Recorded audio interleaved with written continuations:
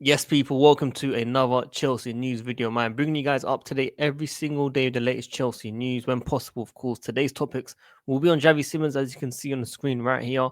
We've got updates on Garnacho, very close to be joining Chelsea Football Club. It's been 84 years for both of these players.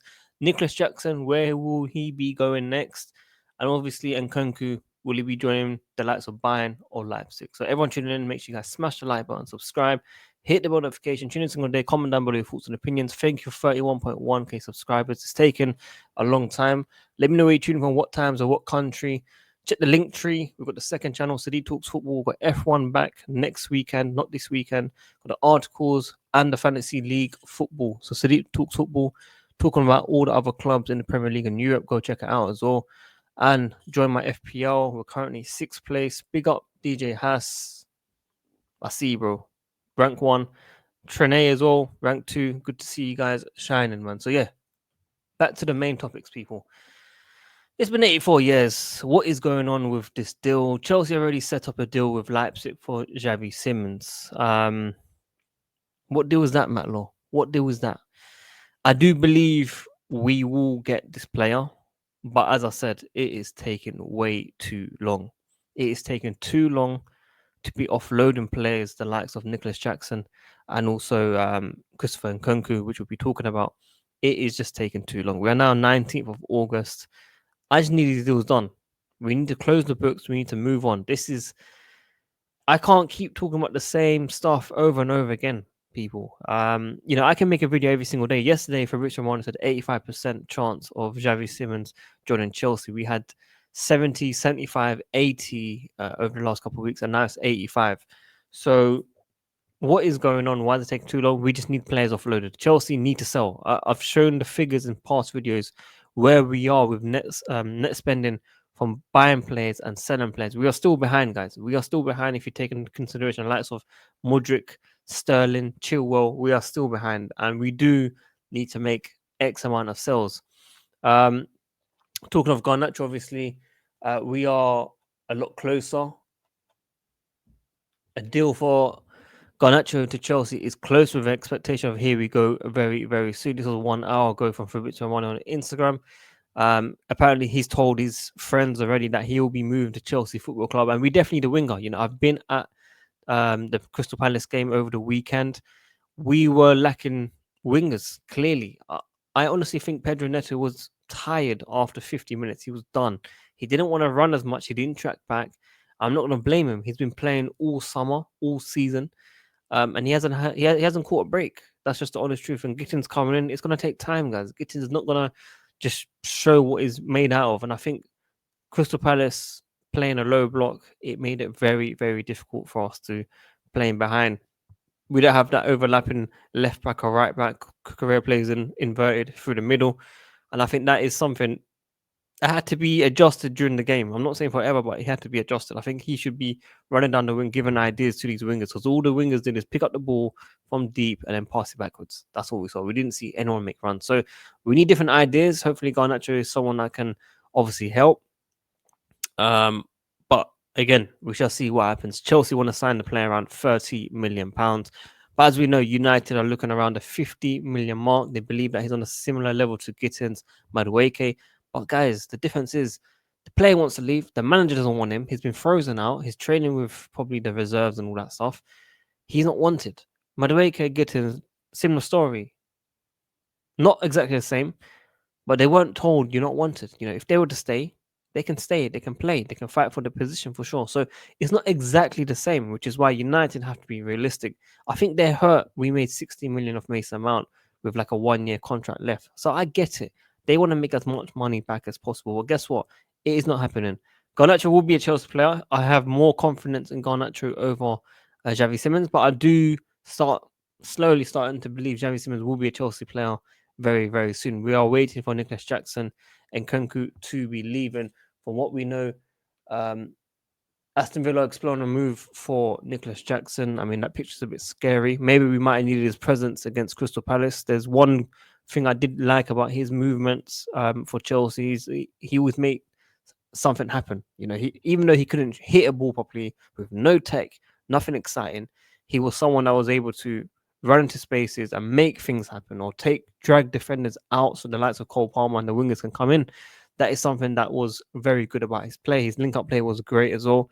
So yeah, we did. I do think we did miss his presence against Crystal Palace, but I wouldn't change it for now, in my opinion. I think the lineup from Maresca was right. I think João Pedro was the right player to start with instead of Delap, because Delap, I get it, like very strong on the ball. Mark Gray can probably take him on, all this stuff.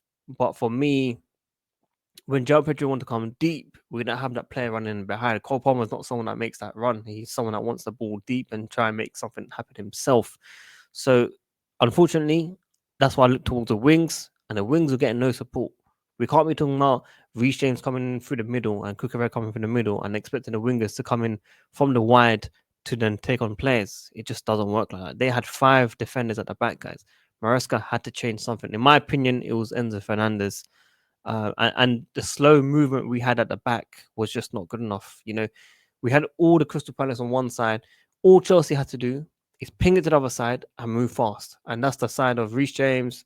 Obviously, we had Pedro Neto there initially with Enzo Fernandez, and I think it was just too slow. We were playing it through defense, and then the defense tried to play it through to the top with Chalobah to Pedro Neto. It wasn't working. Some of the balls, good ideas, of course. And then we had Josh Achimpong running through the midfield from defense, past the Crystal Palace big man, of course, target man, which unfortunately didn't pay off at times. But the ideas were there. It's just we didn't have enough flair, enough creativity to make it all happen. So, yeah, big changes from Maresca for sure that's needed for these type of games. As I said, Xavi Simons really set up a deal. I think probably we know what we want to spend, and I think Leipzig will accept that. But it really depends on Chelsea moving the likes of Christopher Nkunku and Nicholas Jackson first. So we are still waiting for these deals to happen. Whether Nkunku will leave for around 30 to 40 million pounds, Nicholas Jackson around the 60 million mark. Aston Villa obviously need to sign someone. I think Newcastle need to sign more, of course, because all the primary targets were taken. But we've not seen any real interest from Newcastle in recent times. So we are still waiting to see what happens with these players next, guys. So if you're enjoying this content so far, guys, please like the video. It's only one click, guys. Subscribe, hit the notification. Tune every single day. I don't know what's up with this channel, with the algorithm. I've tried streams after the game. I've tried vlogs. I'm trying different things, but I think because the channel is not used to posting these content, maybe it's going to take time. I don't know. The Leverkusen, the Ace Milan one was okay. But for some reason, videos are just not getting notified to you guys. But when I go live on streams, you guys do see it. You guys have joined after a very long time saying, where am I at and stuff. But if you look at the last 3 months, I've uploaded nearly every day. I think out of the last 90 days, I've probably missed about 10 days max. And it is frustrating, but you know me, I've seen the channel go really high. I've seen the channel really low. I've seen it in the middle. This is not something new to me, and it's going to take time. Obviously, there's a lot of YouTubers that you guys might prefer and stuff and like, which I totally respect. But for me, I'm someone that always wants to interact with the fans, always give someone a say, whether it's on my articles, whether it's on a podcast, whether it's on, the FPLs and any questions you guys have, I want to bring it to this channel. So, yeah, that's my USP. If you guys want to support, like, comment, all that stuff, I really appreciate it. The second channel, obviously, Sadiq Talks Football, where I discuss all the clubs from the Premier League, the big clubs, and anything special in Europe that's happening will be discussed on that channel as well. Formula One back, of course, next weekend, which is very exciting. And I'll be in Monza for Italy Grand Prix as well. So there's content coming out. I'm not just sitting at home, not attending these things. I'm attending the stadiums. I'm attending the racetracks. Go and support your boy, bro. It is free. There's no payments. There's nothing. All you got to do is just like the video. So Nicholas Jackson and Nkunku, we're still waiting. Xavi Simons should be a Chelsea player very soon. United will not accept a deal worth less than £50 million for Garnacho. They feel he's at least equal to Madueke, and that his stats line up well against Jamie Gittins. I think this is more of a United bias to try and push that deal across. I think 40 million will probably be the middle mark between the two clubs, but I think Chelsea will try and look for the fixed fee around 30 million and then try to get some add-ons included or something as a worst case. So yeah, that's what I think will happen for sure.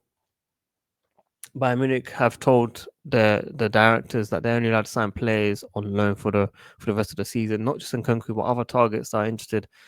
Are obviously going to be frustrated at, including the directors for sure. So yeah, Bayern Munich might not sign Nkunku because Chelsea don't want to sell on the loan, and obviously Leipzig have stepped up talks, and this comes from David Ornstein. So I do believe he will return to Leipzig for sure. Let's see what happens with that one. So yeah, big up CSC POS, always supporting my content and CSC Daily. Go follow them on X for all the latest Chelsea news. Some of you guys probably think, oh, we can go read that ourselves.